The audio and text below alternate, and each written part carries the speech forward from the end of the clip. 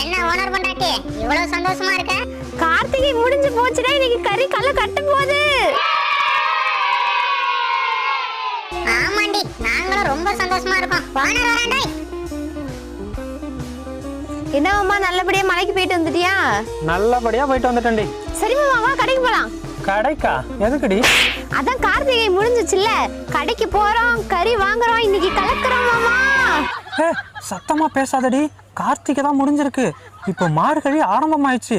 சமயபுரம் மாரியம்மனுக்கு மாலை போட வேண்டாமா? போங்கடா நீங்களும் உங்க சாமியும். நான் இந்த பண்ண பக்கமே வரடா.